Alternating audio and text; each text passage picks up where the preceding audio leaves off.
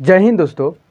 तो आज हम देखेंगे कि एनसीईआरटी को कैसे पढ़ें जो हमारी बेसिक को भी मजबूत बना सके और हम इसके डेप्थ में भी जा सके।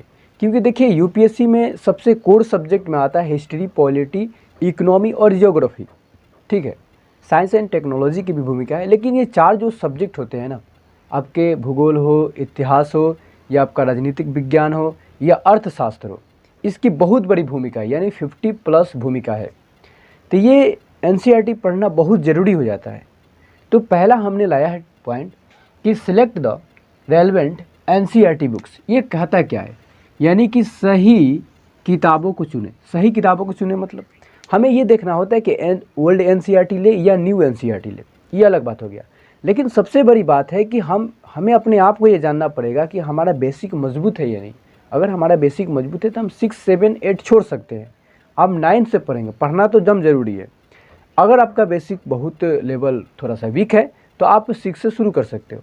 दूसरी बात आता है कि स्टार्ट विद क्लास 6 बुक्स, यानी कि कक्षा 6 से क्या मतलब शुरू करना ज़रूरी है।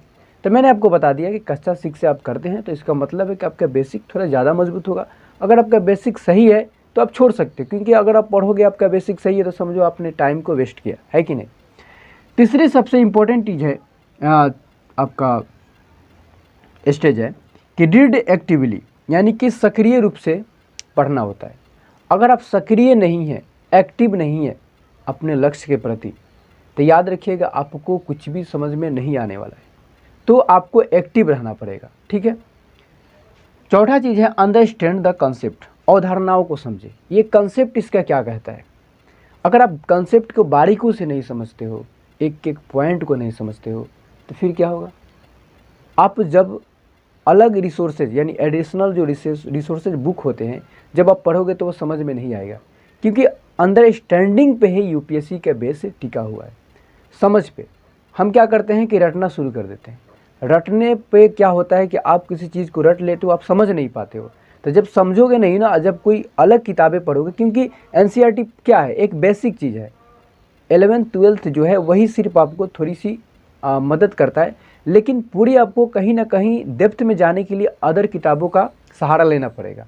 तो आपको सबसे एक इसमें पॉइंट हमने लिया है कि अंडरस्टैंड द कंसेप्ट, यानी अवधारणाओं को समझना बहुत ज़रूरी है, ठीक है।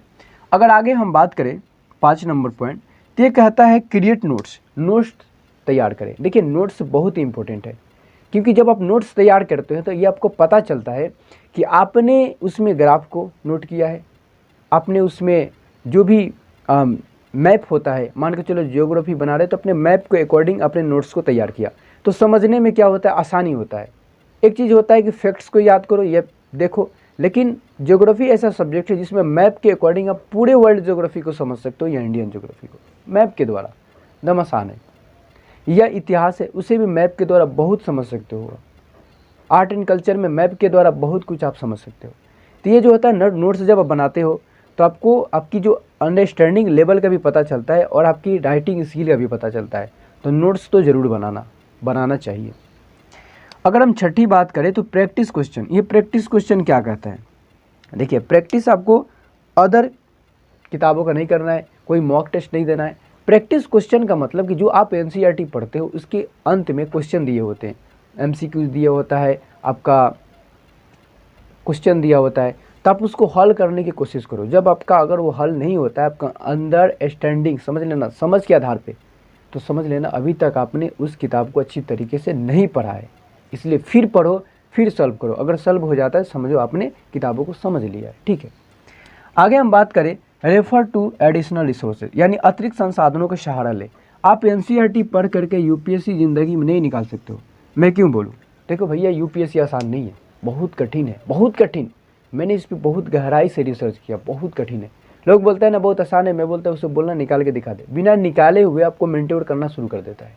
नहीं, मैं आपको मेंटोर नहीं कर रहा हूँ, बल्कि अपनी मैं एक जो मैंने सीखा वो आपको बताने की कोशिश कर रहा हूँ, ठीक है।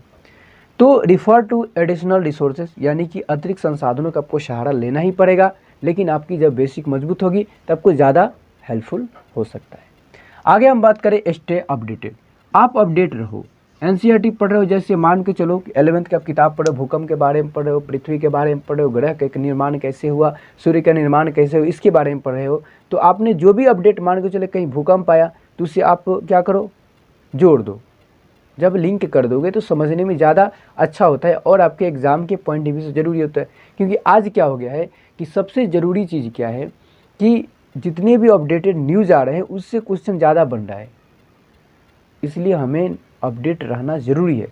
आगे हम बात करें 9 number, use NCERT for a specific subject, यानी कि ये जो विशेष विषय जो होता है इसका उपयोग करें एनसीईआरटी के लिए, विशेष विषय। ठीक है, आप एनसीईआरटी नहीं पढ़ोगे तो कोई भी सब्जेक्ट समझने में आपको बहुत ज़्यादा कठिन हो सकती है। अब आता है रिवाइज रेगुलरली। आप अगर रिवाइज नहीं करते हो, मान के चलो कोई सब्जेक्ट आपने पढ़ लिया, कोई टॉपिक पढ़ लिया, अगर आपने मान के चलो कि विधानसभा क्या होता है, विधान परिषद क्या होता है, लोकसभा क्या होता है, राज्यसभा क्या होता है, आपने पढ़ लिया, लेकिन आपने उसको रिवाइज नहीं किया, तो क्या होगा, जब आप पढ़ोगे अदर किताब तो आपको समझ में नहीं आएगा। तो रिवाइज भी बहुत ज़रूरी है। ठीक है, टेस्ट योर नॉलेज, अपनी नॉलेज का भी टेस्ट लेते रहो, क्वेश्चन बनाते रहो पीछे का। ठीक है, प्रीवियस क्वेश्चन भी देखो तो आपको पता चलेगा कि प्रीवियस जो क्वेश्चन होता है यूपीएससी का, इसमें आपको मिलेगा कि एनसीईआरटी से भी क्वेश्चन पूछे गए हैं बहुत बार, तो ये भी आपको अंदाज़ा मिल जाएगा। दूसरा चीज़ है स्टे कंसिस्टेंट का मतलब क्या होता है, अगर आप कंसिस्टेंसी के साथ पढ़ाई नहीं करते हो ना तो समझ लेना कि आप मतलब बहुत बड़ी गलती कर रहे हो।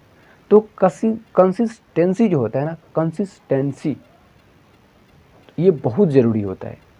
दम आपको दम कंसिस्टेंस होकर पढ़ाई करना ही पड़ेगा। ठीक है, आगे हम बात करते हैं सिक गाइडेंस। सिक गाइडेंस मतलब क्या होता है, एक आपको गाइडेंस चाहिए, मेंटोर चाहिए, या आपको जो गाइड करे कि ऐसे आपको तैयारी करना चाहिए, ये चीज़ पढ़ना चाहिए, इतना पढ़ना चाहिए।